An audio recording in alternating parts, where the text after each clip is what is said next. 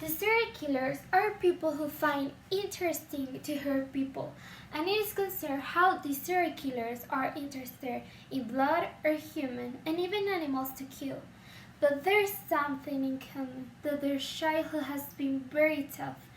The experts said that they have experienced violence in the family home, and they as kids have tendency of burn things and hunt animals. They have this particular thing that they are eloquent, intelligent, and manipulative. That's why they can be a person that you really enjoy to be around. They are pretending to be another person that they aren't, makes amends for what they missed out on their early life. I think that this topic is really important to me, as the reason that I started was that I have seen documentaries and series about these serial killers and how they act in a different way and how they are really different. And it isn't just about they murder people, it's the fact that they have the necessity to do it. I pretend that with this project people can identify or maybe realize why the serial killers kill. What I really want that people know is that the offender don't need sympathy, because they will use this story so people feel a kind of grasp for them. What makes a serial killer? What the experts think. Your genetics give you the potential to be a killer, but your personality and psychology are the filter through which you experience, and they can shape how come away from any event in your life. Nearly all of them have suffered a kind of trauma. They say that they will internalize to the point where it's hatred, and this is how their mindset goes. So that hang is building, and building up until at such a point they can control it anymore. Paul Harrison tell. That's when they can control themselves and they know they are going to help people, because in a certain type of thing they need to be in control and to feel the power of a life and death. The best social workers, such as psychologists, psychiatrists, and forensic teams, they will be involved when a serial killer is caught. For the reason of the process of profiling, so they can detect similar crimes. Paul Harrison tells that some serial killers have cried in the interrogative room, but he's like, well, what did I need to do? Tell them it's going to be okay? So some of them have told him that he needs to be more sympathetic, but he says he needs to be cold so he will not get manipulated. You can know about how the crime is committed, why the crime is committed, and that leads you who committed the crime. Jean Clemente says. Criminal profiling helps experts to know more deeply the crime. And why is this important? Because they look at the choice of the victims, the crime scenes, the organization level, and they then predict post-events behavior. And with all those things, they can save a profile of the offender. What kind of person is he, she? On the other side, the victimology is the study of the victim, their life, their desires, their education, their daily routine. To know why this person has been particularly selected and the events involved on his, her life, to know more about the places of the victim has been, and this leads to the skills, abilities, and desires of the offender. Location. This is important to know the offender's behavior and how this place is related to the offender and why the body is there. What were their interactions, the time they spent there, the sophistication level with the victim. The choice of weapon. This reveals if he used a gun or some weapon from the distance, or did he use a knife and he makes it more personal. Organization level. There's two kinds of offender. The one that organizes, plans, fantasizes, and then implements, commit the crime, and keeps something of the victim. In contrast, the disorganized offender is impulsive. They don't plan the events and neither the crime. Because of this impulsivity, they leave a lot of forensic evidence. Behavioral analysis. If they are organized offenders, they will have checked the location and they'll stalk their victims.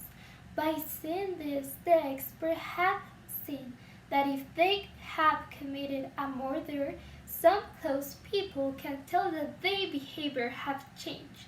And if then the offender had committed abduction and murder, they probably leave the town for some days by making an excuse. This is how the experts with examination and profile is built. And now with the photos of the scene crime, with those 5 factors, they can determine a lot of things and get a lot of data. With this information, we can tell that they forensics can know a lot of things about the profile of the criminal by her actions, how he committed the crime, and a lot of factors is really interesting to know as a citizen because you can really tell that they have exhaustive investigation. By all this research, they find that they have in common that they had suffered from a kind of personality disorder, usually psychopathy or antisocial personality. These killers have a pre-traumatic effect because they deserve right from wrong. But the serial killers know what they are doing wrong, but they only want to satisfy their emotions and he truly believes she needs to kill. They don't have empathy. They are experts and truly manipulative that you wouldn't know that you have been interacting with one. Now we have more information and more completely concept about these factual things in a murder mind and what the expert thinking, the facts about how the crime is committed, and know more about them. Childhood, the most important factor for a killer. Now we're going to talk about their childhood events. This is the most important thing to consider when we see these types of particular behaviors because people judge them, but there's a traumatic reason that leads to that point. And I'm not justifying, it's just that you see the other side of the coin. And I've seen various documentaries and the investigators said all of them have and had a traumatic experience as a child or in their adult life. They have these types of fear or thinking and they need to commit these crimes as a consequence or unleashing from their past. But also I think that is for them to bother and getting even of that situation. Most of them has been abused and have horrific childhoods. So they build this anger. At some point they can control it and they start to kill. The 5 most famous serial killers. First, Harold Shipman, known as Dr. Death. Second, Belle Gunness. She was known as Lady Bluebird. Third, Ed Gein. His childhood was really bad. He was abused by his alcoholic father and a mother who installed him to scare of women and sex. Fourth, John Wayne Gacy. He was very popular in his community because he was known to organize parties, and he usually performed as a clown for child parties. Jeffrey Dahmer. He admitted eating the bodies of his victims and necrophilia.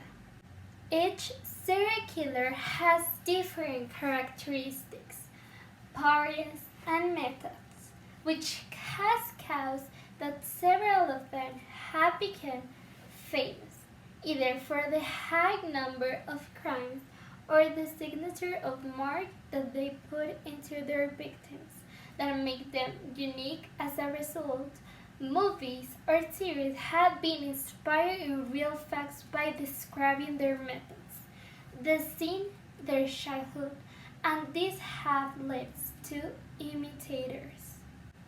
Unfortunately, the human mind is very complex, and any imbalance can trigger a psychopathic behavior that detonates in a great avalanche of emotions which cannot be returned.